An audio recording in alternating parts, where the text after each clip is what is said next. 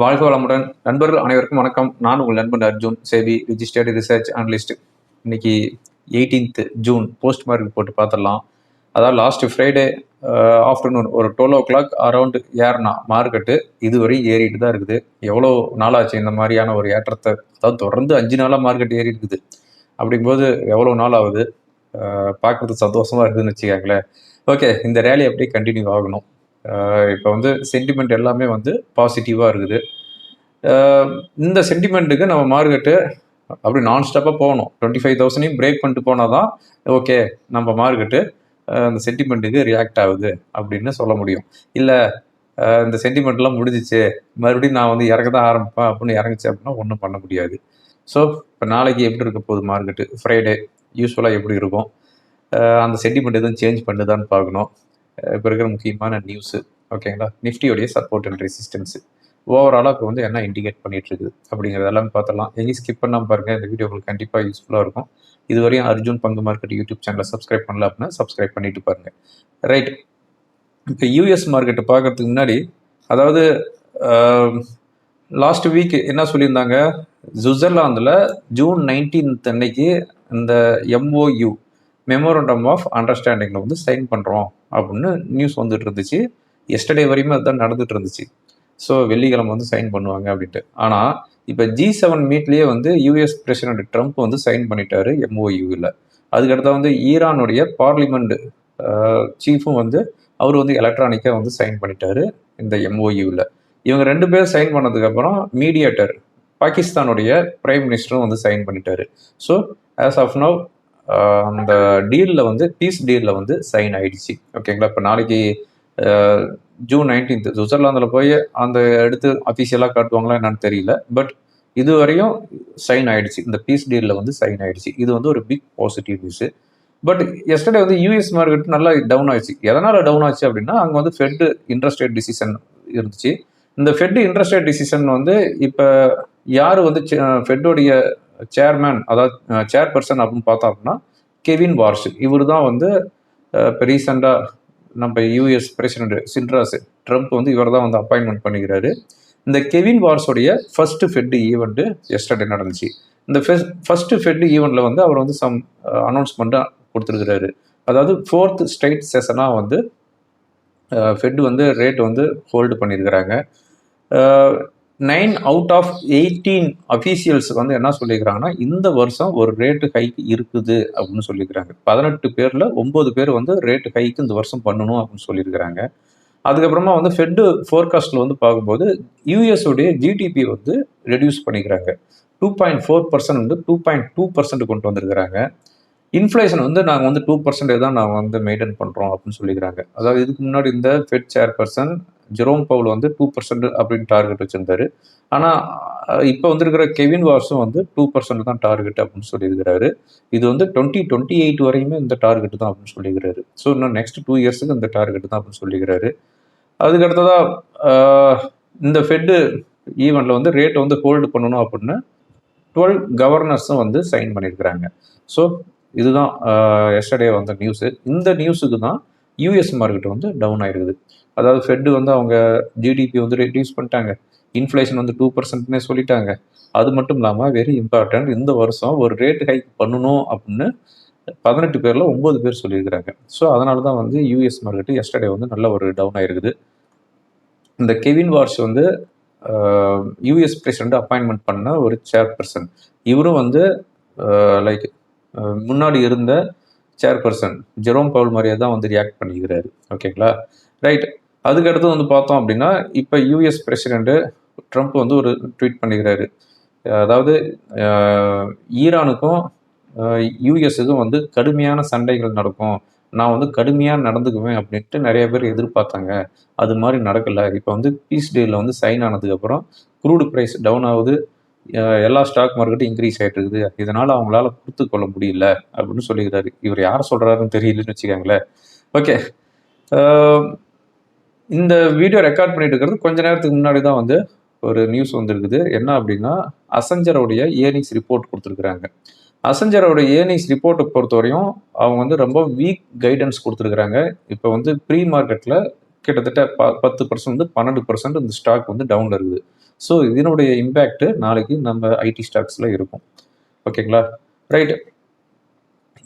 US மார்க்கெட்டை பொறுத்தவரையும் yesterday tau Jones 0.98% டவுனில் க்ளோஸ் ஆயிருக்குது. நாஸ்டாக் இண்டெக்ஸ் நியர்லி 1.5%, S&P 500 1.2% டவுனில் வந்து க்ளோஸ் ஆயிருக்குது. ஓகேங்களா, இன்னைக்கு மார்னிங் ஏசியன் மார்க்கெட்டு பார்த்தோம் அப்படின்னா ஜாப்பனீஸ் நிக்கி 1.65% ஹையில் போயிருக்குது. Hang Seng index 1.59% down and Shanghai index 0.5% ஹையில் வந்து க்ளோஸ் ஆயிருக்குது. இன்னைக்கு மார்னிங் நம்ம கிஃப்ட் நிஃப்டி ஹையில் தான் இண்டிகேட் பண்ணிட்டு இருந்துச்சு. அதாவது எஸ்டர்டே வந்து 100 பாயிண்ட்ஸ் டவுனில் இண்டிகேட் பண்ணிட்டு இருந்துச்சு. ஆனால் இன்னைக்கு மார்னிங் வந்து 100 பாயிண்ட்ஸ் அப்பில் இண்டிகேட் பண்ணிட்டு இருந்துச்சு. ஆனால் மார்க்கெட் ஓப்பன் ஆனது ஃப்ளாட்டாக ஓப்பன் ஆச்சு. ஓகேங்களா, அதாவது 24,070 அரௌண்டில் ஓப்பன் ஆகிட்டு 24,050 வந்துட்டு அகைன் வந்து 24,200 நியர்லி வந்துருது. அதுவும் லாஸ்ட் 30 மினிட்ஸ் மார்க்கெட் வந்து ஒரு நல்ல ஒரு ஷார்ப் பவுன்ஸ் பேக் ஆயிருக்குது. இன்னைக்கு ஃபைனலாக பார்த்தோம் அப்படின்னா சென்செக்ஸ் 254 பாயிண்ட்ஸ் ஹையில் க்ளோஸ் ஆயிருக்குது. 0.33%, 77,409 செட்டில் ஆயிருக்குது. அதாவது ரொம்ப நாளைக்கு அப்புறம் சென்செக்ஸ் உடைய எக்ஸ்பிரியில் சென்செக்ஸ் ஹையில் வந்து க்ளோஸ் ஆயிருக்குது. நிஃப்டி 82 பாயிண்ட்ஸ் ஹையில் க்ளோஸ் ஆகுது. 0.34%, 24,168 செட்டில் ஆயிருக்குது. ப்ராடர் இண்டீசஸை பொறுத்தவரையும் மிட் அண்ட் ஸ்மால் கேப் 0.5% ஹையில் க்ளோஸ் ஆயிருக்குது. செக்டார் வைஸ் பார்த்தோம் அப்படின்னா ஐடிஸ் அண்ட் எனர்ஜி இந்த 2 செக்டார் தவிர மற்ற எல்லா செக்டாருமே வந்து ஹையில் தான் க்ளோஸ் ஆயிருக்குது. ஓகேங்களா, இன்னைக்கு நம்ம ரூபி 94.33 க்ளோஸ் ஆயிருக்குது. எஸ்டர்டே வந்து 94.53 வந்துருந்துச்சு. அதாவது நம்ம மார்க்கெட்டு இப்போ ரீசெண்டாக ஏற்றத்துக்கு கிட்டத்தட்ட 700-800 பாயிண்ட் ஏறி இருக்குது. அப்படிங்கும்போது ருப்பி இப்போ ஒரு 92.5 வந்து இருந்துச்சு அப்படின்னா இன்னும் ஒரு பாசிட்டிவாக இருந்திருக்கும். பட் ருப்பி வந்து ரொம்பவும் அதாவது டிப்ரிசியேட் ஆகும்போது ரொம்ப வேகமாக டிப்ரிசியேட் ஆகுது, அப்ரிசியேட் ஆகும்போது ரொம்பவும் ஸ்லோவாக அப்ரிசியேட் ஆகிட்டுதுன்னு வச்சுக்கோங்களேன். ஓகே, இதுதான் போஸ்ட் மார்க் ரிப்போர்ட்டு.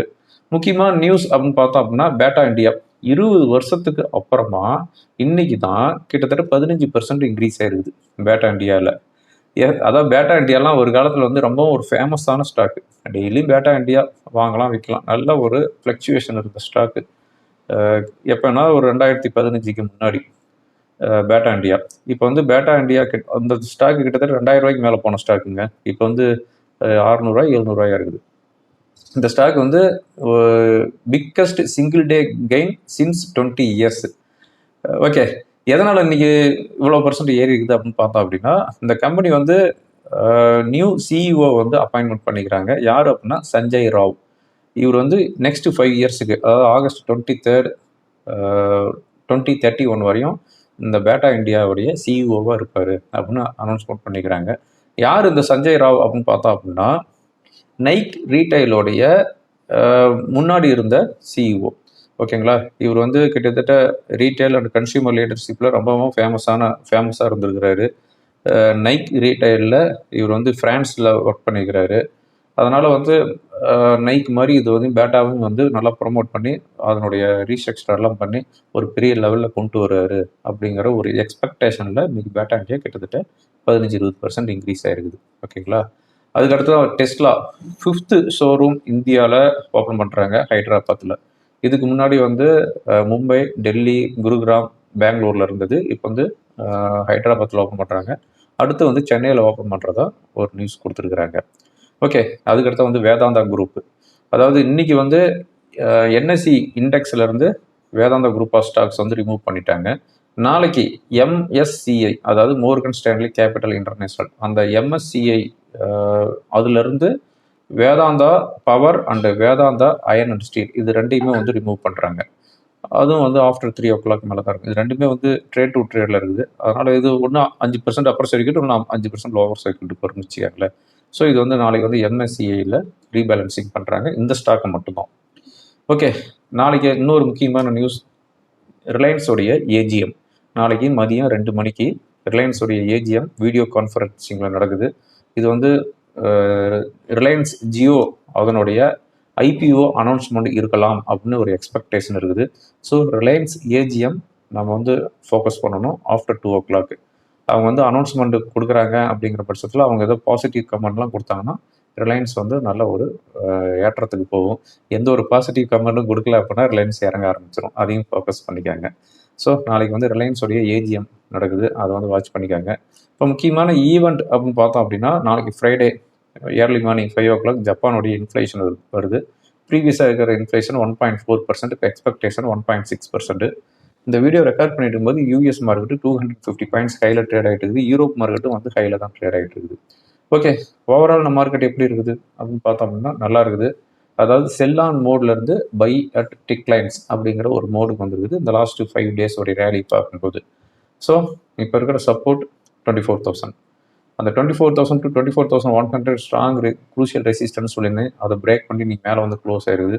இப்போ வந்து பை ஆன் மோடுக்கு வந்துருக்குது.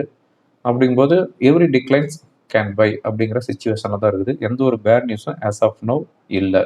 ஓகேங்களா? வேறு எதுவும் பேட் நியூஸ் வந்துச்சுன்னு தெரியாது. ஆஸ் ஆஃப் நோன்னு சொல்லிட்டேன். ஸோ இதை வந்து ஃபோக்கஸ் பண்ணிக்காங்க. மார்க்கெட் வந்து பை ஆன் டிக்ளைனுக்கு வந்துருச்சு. 24,000ங்கிறது இப்போ இருக்கிற சப்போர்ட். ரெசிஸ்டன்ஸ் 24,250ங்கிறது ஒரு மைனர் சப்போர்ட் ரெசிஸ்டன்ஸ். இப்போ வந்து கேட் வந்து ஓப்பன் பண்ணி வச்சாச்சு. 24,500 வரையும் நீ போ அப்படின்ட்டு ஓப்பன் பண்ணி வச்சாச்சு. அடுத்த கேட் எங்கே இருக்குன்னா 24,500 தான் இருக்குதுன்னு வச்சுக்கோங்களேன். ஸோ மார்க்கெட்டு நல்லா இருக்குது.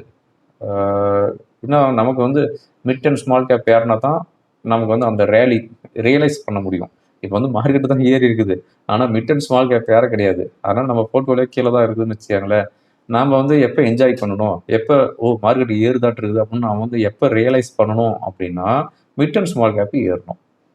அதுவும் ஏறும், அது ஒன்றும் பெரிய பிரச்சனை இல்லை. இப்போ நிஃப்டி ஏறிச்சு அப்படின்னாவே அது ஆட்டோமேட்டிக்காக ஃபாலோ பண்ணிட்டு வந்துடும். ஓகேங்களா? ஸோ நாளைக்கு சப்போர்ட் 24,000 அதை வந்து வாட்ச் பண்ணிக்காங்க. இப்போ நான் பார்த்துட்டு இருக்கிறது நிஃப்டியோடைய டே கேண்டில் பார்த்துட்டு இருக்கிறோம். இப்போ நிஃப்டியை பொறுத்தவரையும் 24,215 சொன்னோம் பார்த்தீங்களா? இது வந்து May 8th ஃப்ரைடே வந்த டாப். ஓகேங்களா? May 8 ஃப்ரைடே வந்த டாப். இதுதான் இப்போ இருக்கிற ரெசிஸ்டன்ஸு. இப்போ அதுதான் மைனர் ரெசிஸ்டன்ஸ்னு சொல்லியிருந்தோன்னு வச்சுக்கோங்களேன். இதை பிரேக் பண்ணிச்சு அப்படிங்கிற பட்சத்தில் 24,500 ஸ்ட்ரைட்டாக 24,500. அதுக்கு மேலே போகுது அப்படின்னா 24,600. ஸோ நெக்ஸ்ட்டு பெரிய கேட் எங்கே இருக்குது அப்படின்னா 24,500 அந்த ரேஞ்சில் தான் இருக்குதுன்னு வச்சுக்கோங்களேன். இப்போ சப்போர்ட் அவங்க பார்த்தோம் அப்படின்னா 24,000. 24,000ங்கிறது சப்போர்ட். ஓகேங்களா? ஓகே ஃப்ரெண்ட்ஸ், இந்த வீடியோ உங்களுக்கு ரொம்ப யூஸ்ஃபுல்லாக இருக்குன்னு நினைக்கிறேன். யூஸ்ஃபுல்லாக இருந்துச்சு அப்படின்னா ஃப்ரெண்டுகளுக்கு ஃபாலோ பண்ணுங்கள். தேங்க்யூ ஃபார் வாட்சிங். வாழ்க வளமுடன்.